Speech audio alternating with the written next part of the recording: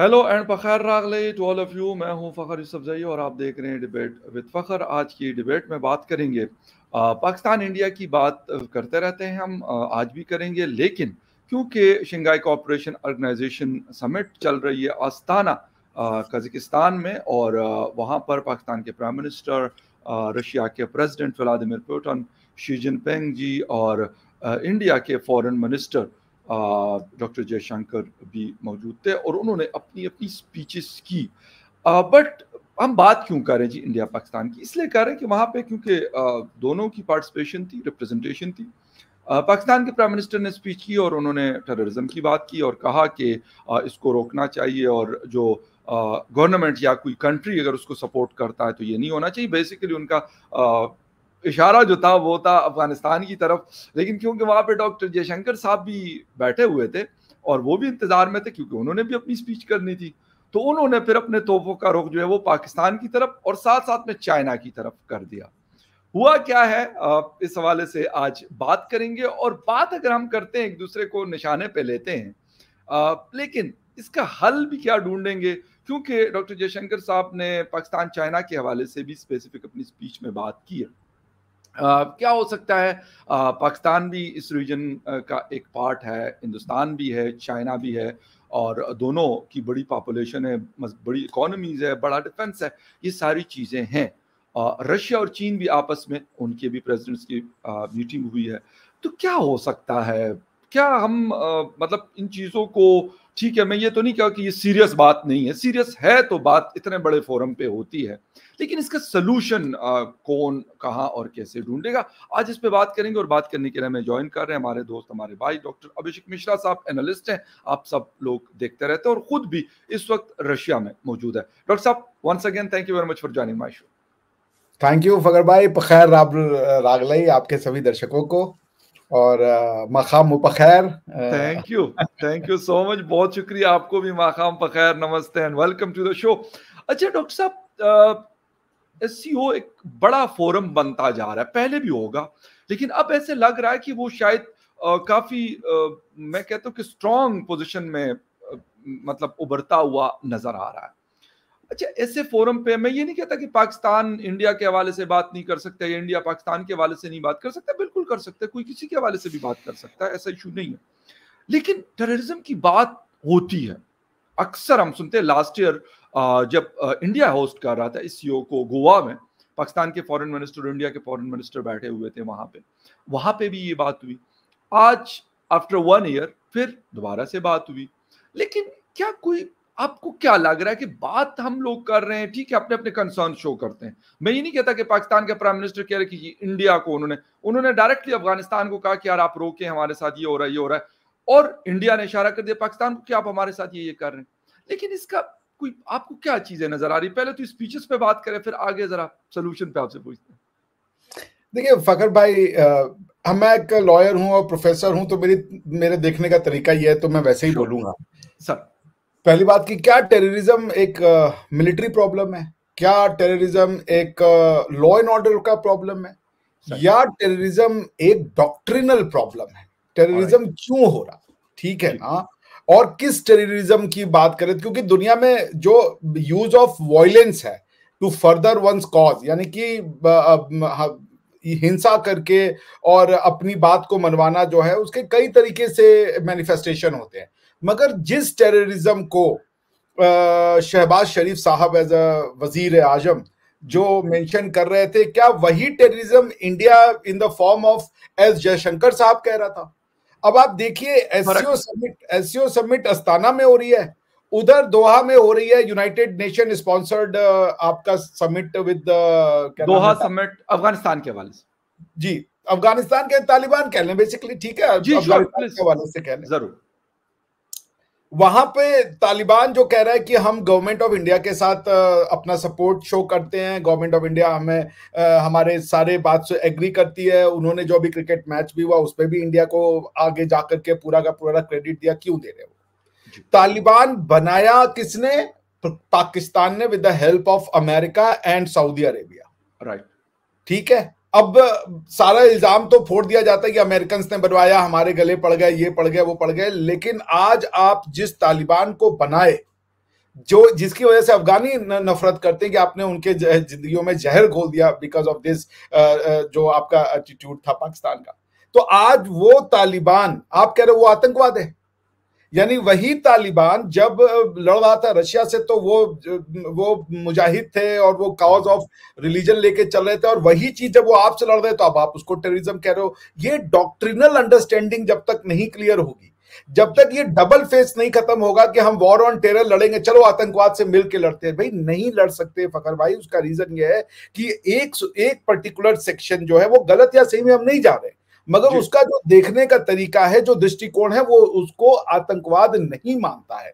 जैसे जब पाकिस्तान के पास आया तो पाकिस्तान चले गए मुल्ला उमर के पास, उन्होंने कहा देखो तुम्हें अमेरिका की साथ देने की जरूरत नहीं है, हम तुम्हारे साथ खड़े हैं, तुम वो कॉज करो, क्योंकि उनको वो ठीक लगा। उधर अमेरिका से कह दिया कि हम आपसे जो है आपके लिए वॉर ऑन टेरर में आपके अलाई और आपके साथ हम मिलकर के लड़ेंगे। क्या ये तरीका सही था? और ये अगर तरीका सही नहीं था तो क्वेश्चन ये आता है कि क्यों पाकिस्तान ने ये डबल स्टैंडर्ड अपनाया, क्यों? उसका रीजन ये है कि वो जिस एक्शन को अमेरिका टेररिज्म कह रहा था वो उसको टेररिज्म मानने को तैयार नहीं है।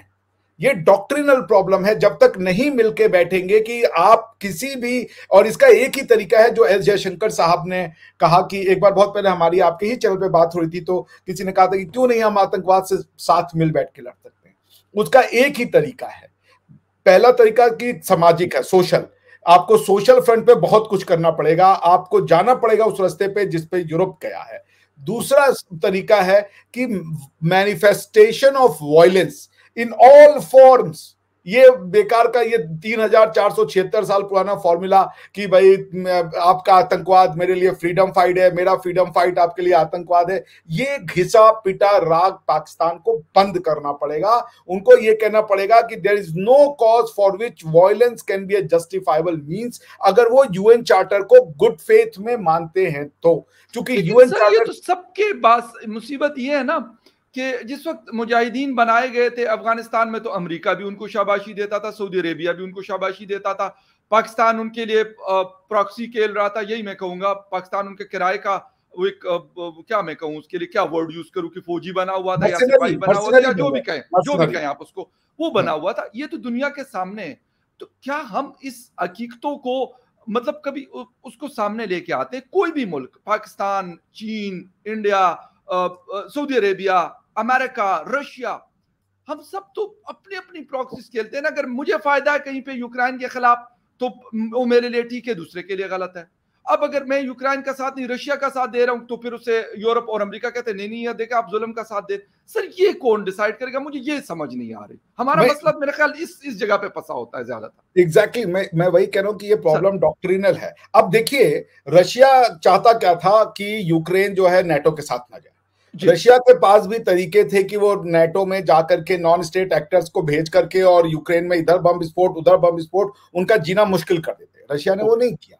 ठीक है ना? आज मैं मॉस्को में बैठा हुआ हूं और रशिया और यूक्रेन में लड़ाई हो रही है। इतना इनसिक्योर अगर होता मॉस्को तो मैं यहां आने की हिम्मत तो नहीं बेशक सही कह रहे हैं आप।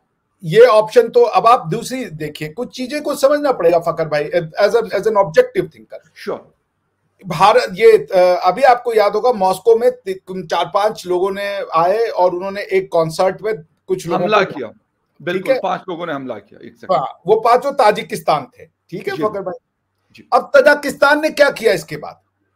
तजाकिस्तान ने ये किया, सबसे पहले कहा कि ये जो तुम बुर्का पहनते हो ये फॉरेन है। बुरके को बुरा नहीं कह रहे, वो कह रहे हैं बुर्का पहनो अच्छी चीज है, मगर ये समझो कि ये फॉरेन है, ये तुम्हारा अपना नहीं है, तुम्हारा अपना कुछ और है। उन्होंने कहा बच्चे ईद उल फितर और ईद उल उसमें सेलिब्रेशंस में नहीं जाएंगे, बड़े भले वो कर ले, क्योंकि बच्चे अगर शुरू में इतना हिंसा देख लेते हैं तो वो फिर एक उनके माइंडसेट पे होता है। वो ये कर रहे हैं तजाकिस्तान में। हमारे यहाँ आप क्या हो रहा है? हमारे यहाँ पे इंडिया में भी है, वो कहेंगे कि नहीं वो उसकी गलती है, फलाना ने उसका ये इंटरप्रिटेशन निकाल दिया, फलाना ने वो। भाई बात ये है कि बैठ के डॉक्ट्रिनल समझो, आप रिलीजन को पर्सनल मैटर बना दीजिए, बाकी का मैटर छोड़ दीजिए लोगों के ऊपर। वो पॉलिटिकल सिस्टम डेमोक्रेसी कह लीजिए, ऑटोक्रेसी कह लीजिए, राजशाही लानी है राजशाही ला दीजिए, जो लाना है ला दीजिए, जरगा लोया लाना है जो लाना है ला दीजिए, मगर रिलीजन को उससे अलग आपको करना पड़ेगा, वरना नहीं तो। अब मैंने कहा ना, जैसे एक लड़ाई तो लड़ रहा है रशिया यूक्रेन में, वो भी हिंसा है। और एक लड़ाई अब पाकिस्तान ने तालिबान को बनाया, अब वो पाकिस्तान कह रहा है कि तालिबान हम पे आतंकवाद कर रहा है। मतलब बड़ी अजीब सी बात है कि जब तक बंदूक की नली उस तरफ थी, रशिया पे थी, तो वो मर्दे मुजाहिद थे। जब बंदूक की नली अपने ऊपर हो गई, ऑब्जेक्टिव रीजन वही रहा कि भाई कॉज ऑफ इस्लाम के लिए हम लड़ रहे हैं, भाई इसको एडिट कर दी, कॉज ऑफ एक कॉमन चीज के लिए हम लड़ रहे हैं। तो आपने कह रहे कि नहीं, अब ये आतंकवाद हो गया। तो अगर आपको जो चीज अफगान के लिए पसंद है, अगर आप अब भाई इमरान खान साहब ताल ठोक के चीख चीख के सारी दुनिया में कहे तालिबान के साथ संबंध बहाल करो, उनको पैसा दो, उनका वो खोलो, तो फिर आप क्यों नहीं कर रहे हो भाई? तालिबान टीटीपी उसी का एक एक्सटेंशन है, उसी का एक फॉर्म है जो कहता है चूंकि अफगानिस्तान और पाकिस्तान में अलग है, इसलिए टीटीए टीटीपी नहीं बन सकता, टीटीपी अलग होगा, क्योंकि वो दो कंट्री मानने को तैयार है।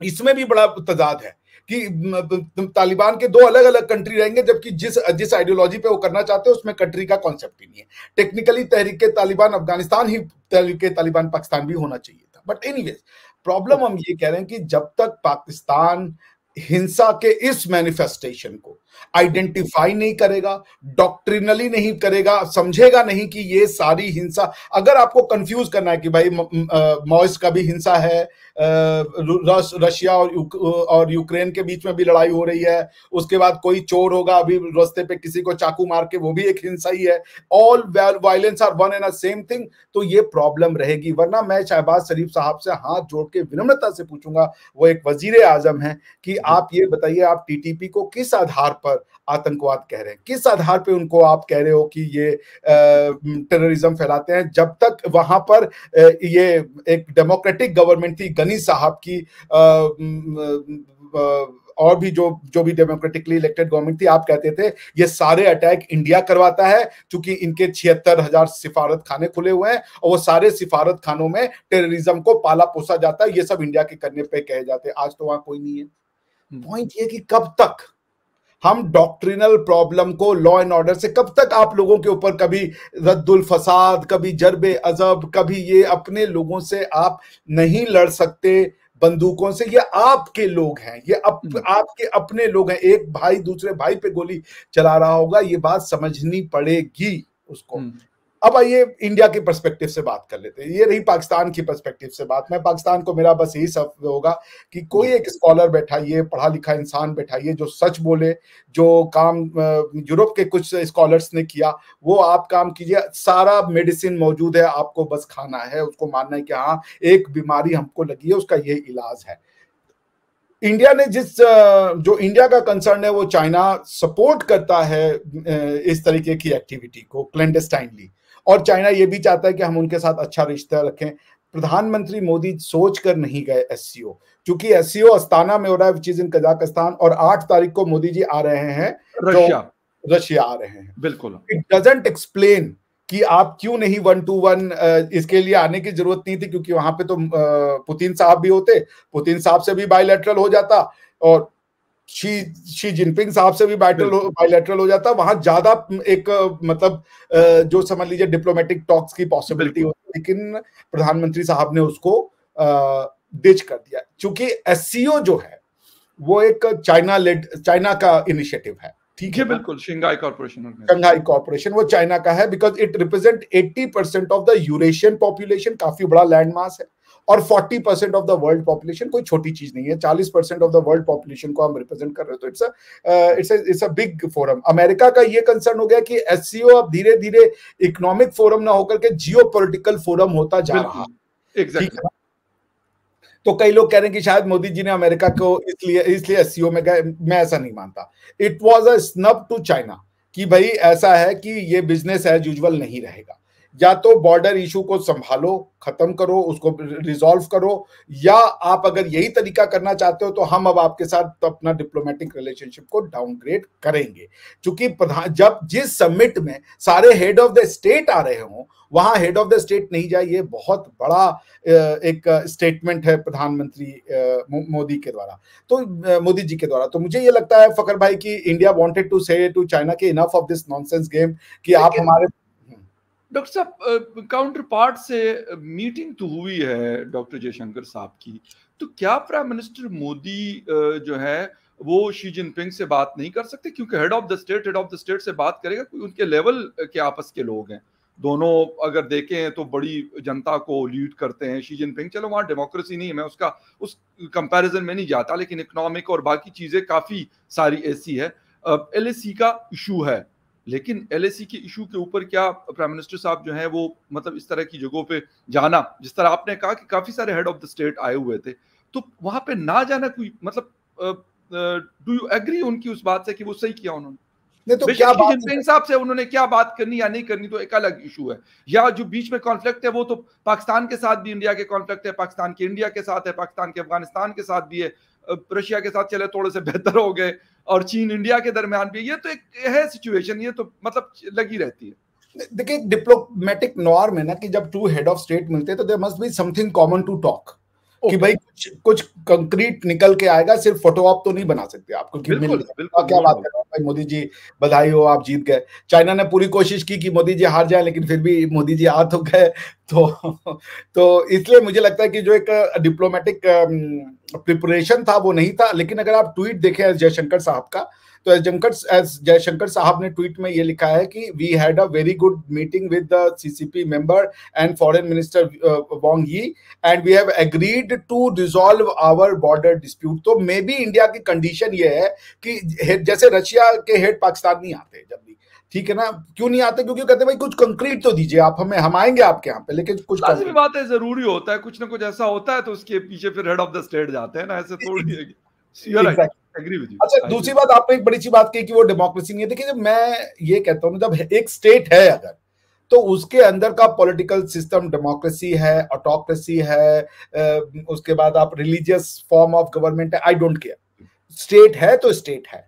उस स्टेट के लोगों की जिम्मेदारी है कि भाई आपको कैसा गवर्नमेंट चाहिए, कैसा नहीं चाहिए। हमारी जिम्मेदारी नहीं है उनको जाके पढ़ाना कि भैया डेमोक्रेसी बड़ी अच्छी चीज है और तुम जिससे थियोक्रेसी से रह रहे हो वो बुरी चीज है। ये काम हमारा नहीं है, उनको पसंद है, वो उनकी जिम्मेदारी है। इसलिए अगर वो कोई हेड ऑफ स्टेट है तो हमारे लिए उतना ही वो वैल्यूएबल है जितना वैल्यूएबल जो बाइडेन साहब हो सकते हैं या शी जिनपिंग साहब हो सकते हैं। He is the head of state, उनका अपना मैकेनिज्म है, उस मैकेनिज्म से वो हेड ऑफ स्टेट बन के आते हैं। जो हमारे लिए मोहम्मद बिन सलमान साहब उतने ही सम्मानित होंगे जितने जो बिन साहब होंगे, क्योंकि वो भी अपने तरीके से राजा बने हैं, जो उनका तरीका है। हम कौन बताने वाले होते हैं कि भैया इलेक्शन से होकर के ही जब तुम हेड ऑफ स्टेट बनोगे, भले वो इलेक्शन में धांधली हो तो भी वो डेमोक्रेसी का जो हेड ऑफ स्टेट है वो ज्यादा अच्छा है, जो बिना धांधली के मतलब जिसे कहिए खुलेआम चोरी करके आया। अगर आप इलेक्शन में धांधली कर रहे हो तो चोरी तो कर रहे हो ना, ठीक है। तो आप खाली डेमोक्रेसी के नाम पे सब चीज, मतलब ये तो हमारे यहाँ जैसे लोग बीजेपी को कहते हैं कि कोई भी करप्ट नेता बीजेपी में चला जाए तुरंत ईमानदार हो जाता है भाई वो हमारे यहाँ ये पीटीआई में हुआ करता था। कहते हैं अपनी लॉटरी लगाई हुई है वो। हाँ, अब जो पीटीआई से चला जाता है तो ठीक हो जाता है फौरन। हमारे यहाँ वो बीजेपी हो गया ना, क्योंकि उनकी हुकूमत नहीं है इसलिए। तो इसी थ्योरी को अगर हम थोड़ा अप्लाई कर दें कि डेमोक्रेसी ऐसा वॉशिंग मशीन है कि आप लगा दो किसी देश में तो वही लीडर जो है वो बड़ा खराब होगा, लेकिन डेमोक्रेसी से आ रहा है तो वो बड़ा दूध का धुला और ये और वो, मैं ये सब नहीं मानता, ठीक है ना। सो डेमोक्रेसी से आइए, चाहे जैसे आइए, आप अपने हेड ऑफ स्टेट है, जैसे वो थे इराक के, क्या नाम है यार, सदाम, ही वाज लीडर। अब आप उसको ना माने, नहीं डेमोक्रेसी नहीं है, टू हेल विद डेमोक्रेसी, वो अपने लोगों के लिए थे, उनके लोग और उनके बीच का मसला। मुअम्मर कदाफी थे। हाँ, मुअम्मर कदाफी भाई, उनकी जो ग्रीन बुक थी जिससे वो रूल करते थे, उन्होंने अपने देश के लिए बहुत कुछ किया भाई। The man simply change the landscape of Libya 1950 में, जब वो उसको फ्रीडम मिला, और उसके बाद का लीबिया जो उन्होंने बनाया वो बहुत अंतर था उसमें। ही चेंज्ड इट। उन्होंने लीबिया को एक जो अपना उनका जो एक अरबिक इस्लामिक कल्चर है उसमें उन्होंने लीबिया को एक वेलफेयर स्टेट बना के दिखा दिया था। आपको नहीं प्रॉब्लम है लीबिया की जो पॉलिसीज है, ये आपका अपना समस्या है, लीबिया के लोगों की समस्या नहीं है। एनीवे, तो मैं बस इतना ही कहूंगा कि देखिए, ये जो हेड ऑफ द स्टेट से मीटिंग में मोदी जी ने एक मैसेज दिया है चाइना को कि बस इनफ, अब आप जो है ना, बिकॉज मोदी जी ने कहा कि ये 5 साल हम बहुत बड़े बड़े डिसीजन लेंगे, और जो अगर 2-3 बड़े, देखिए कल उन्होंने फ्लोर ऑफ द पार्लियामेंट पे कहा कि कोई भी अगर ये सोच रहा है कि वो करप्शन करेगा और बच जाएगा तो ऐसा होगा नहीं। मैंने अपने जो ये हैं, क्या नाम है, एजेंसीज हैं, उनको फ्री हैंड दे रखा है। सो वो इन्होंने माना है मेरे ख्याल से, जो बड़ी बड़े एक्शन की वो बात कर रहे हैं। मेरे ऐसा एक गेस है फकर भाई, इसकी मैं कोई ऑथेंटिक बात नहीं कह सकता, लेकिन जो मेरी गेस है कि उन्होंने ये बात भी डिसाइड किया कि उनके कार्यकाल में चाइना बॉर्डर डिस्प्यूट को रिजॉल्व होना चाहिए। दो बड़े मैसेज दिए गए हैं चाइना को। There is a soft reversal of one China policy India के साइड से। जब यूएस कांग्रेसमैन आई, जिसमें नैन्सी पेलोसी और जो लोग भी आए, जिन्होंने ये लॉ लाया है यूनाइटेड स्टेट्स की कांग्रेस में कि तिब्बत के इशू को रिजॉल्व किया जाए। अगर आप कह रहे हो तिब्बत एक इशू है, तो आप चाइना और तिब्बत को दो अलग अलग कंट्री मांग रहे हो। ये बहुत बड़ी स्टेटमेंट थी, और इस लॉ को लाने वाले सारे जो कांग्रेसमैन थे वो इंडिया आए और जाके दलाई लामा से मिले, और मोदी जी ने उन सभी के साथ फोटो खिंचाया। This is a soft reversal of the India's policy that we accept one China. उन्होंने कहा अब आप नहीं मानोगे तो हम भी वन चाइना पॉलिसी पे अपना वो जो है स्टांस चेंज करेंगे। दूसरा मैसेज उन्होंने ये दे दिया कि हम आपकी लीडरशिप में बनाए गए किसी भी उसमें हाईएस्ट लेवल पे पार्टिसिपेशन नहीं करेंगे जब तक आपका ये जो सलामी स्लाइस का टेरिटरी काटने का जो तरीका है, या धमकी देकर के जो टेरिटरी को हड़पने का तरीका है, वो आप मानोगे। The business as usual between India and China will not continue till you resolve the LAC। ये मैसेज चला गया। ओके, बिल्कुल। अच्छा, लास्ट में थोड़ा सा इंडिया पाकिस्तान की बात करते हैं। व्लादिमीर पुतिन और शी जिनपिंग की भी मुलाकात हुई और उन्होंने नेटो का भी जिक्र किया है, और इसके साथ साथ ये किया कि वेस्टर्न जो ब्लॉक है वो हमें सप्रेस करने की कोशिश कर रहा है। इस पे short comment and plus Pakistan India के कि ठीक है, टेररिज्म एक बड़ा मतलब एक लार्ज स्केल पे इस पे बात हुई, अमेरिका ने भी इसके ऊपर बात की, वेस्टर्न वर्ल्ड ने भी बात की। पाकिस्तान अपने तौर पे आपने बड़े डिटेल से बता दी कि पाकिस्तान अपने एंगल से बात कर रहा है, इंडिया अपने तरीके से बात कर रहा है कि उसको यार हमें ये प्रॉब्लम फेस करनी पड़ती है, हम बात करेंगे, कहीं नहीं मौका छोड़ेंगे। तो इसका कोई सोल्यूशन, दोनों पे शॉर्ट कमेंट आपका।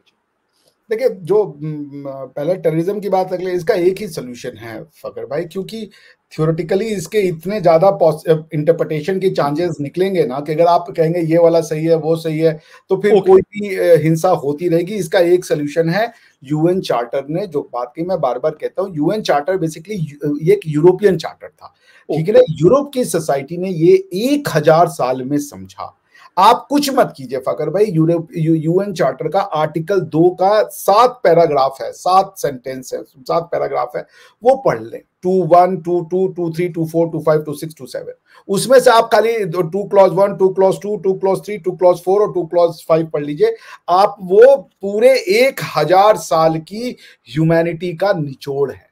यूएन चार्टर ये करता है कि वो यूज ऑफ फोर्स को प्रोहिबिट कर देता है इंटरनेशनल रिलेशन में। यही है यूएन चार्टर का टोटल क्रक्स, कि किसी भी प्रकार के विदेशी मामलों में या इंटरनेशनल रिलेशन में फोर्स कोई भी डिप्लोमेटिक हथियार नहीं होगा।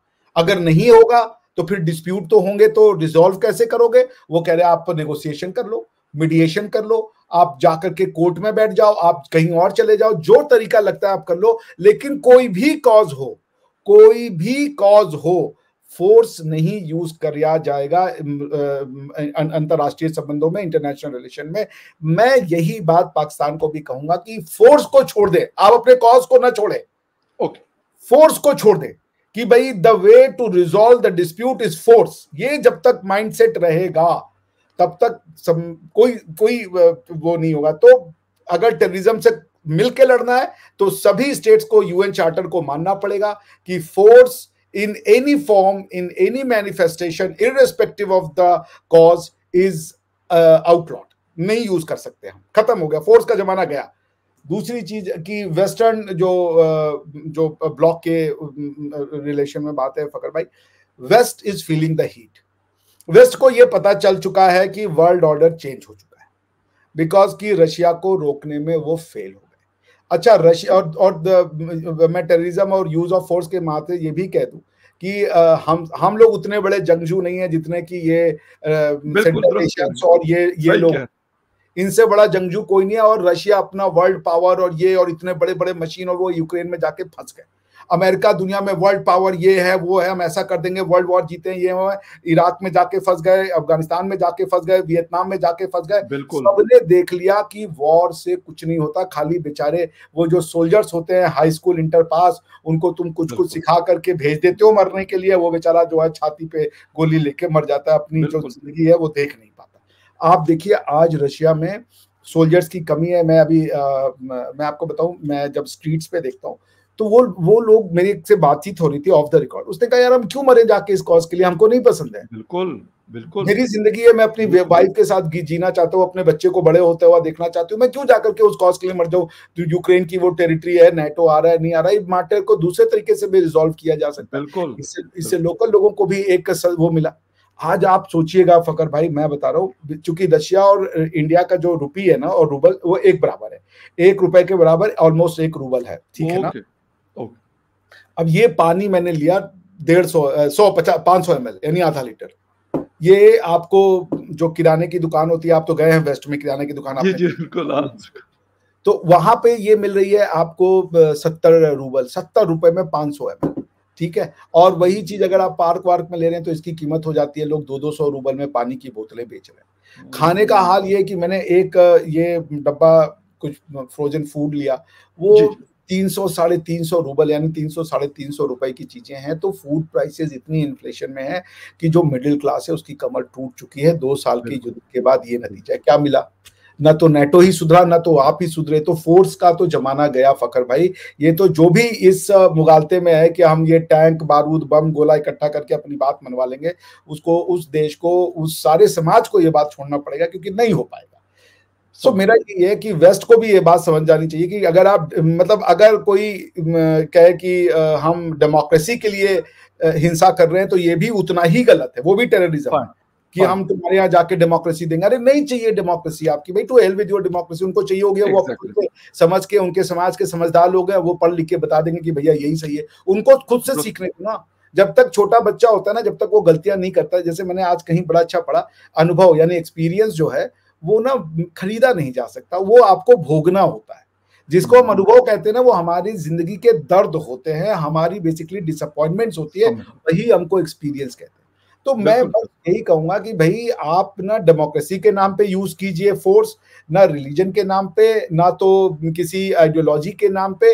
फोर्स किसी भी फॉर्म और कॉज के लिए आपको छोड़ना पड़ेगा। डेमोक्रेसी भी कोई ऐसा कॉज नहीं है कि आप चढ़ बैठे कि हम जाकर के डेमोक्रेसी फैलाएंगे अफगानिस्तान में, नहीं कीजिए। Absolutely right. और मेरे ख्याल में इस तरह के फोरम्स पे बात बेशक मैंने कहा करनी चाहिए, हर किसी का राइट है कि वो बात कर सकता है वहाँ पे अपने मुल्क को, क्योंकि वो रिप्रेजेंट कर रहा होता है। लेकिन अगर सोल्यूशंस की तरफ जाएं तो शायद ये वाला रीजन जिसमें पाकिस्तान, अफगानिस्तान, ईरान, इंडिया, चीन और अगर रशिया की भी बात की जाए साथ, तो मेरे ख्याल में इससे बड़ी पावर शायद दुनिया की कोई भी, बेशक यूरोप को हम ले लें, हम अमेरिका को ले लें, हम ऑस्ट्रेलिया को ले लें, कोई भी नहीं हो सकती। लेकिन उसके लिए सबसे बड़ी बात यह कि पहले हमारे इंटरनल जो प्रॉब्लम्स हैं वो अगर सॉर्ट आउट हो जाते हैं और ट्रस्ट डेफिसिट खत्म हो जाता है, पाकिस्तान को इंडिया के हवाले से, इंडिया को पाकिस्तान के हवाले से जो गिले शिकवे हैं वो अगर खत्म हो जाते हैं और उनको यकीन हो कि हाँ भाई अब ठीक है, सुकून है, अब इस किस्म की कोई चीज हमें देखने को नहीं मिलेगी, अगर होती भी है तो उसको काउंटर किया जाएगा इनकी तरफ से भी और प्रॉपर तरीके से। और बल्कि मैं कहूंगा फिर हो ही नहीं सकती। चीन का के लिए भी यही कहूंगा, अफगानिस्तान के लिए भी, ईरान के लिए भी।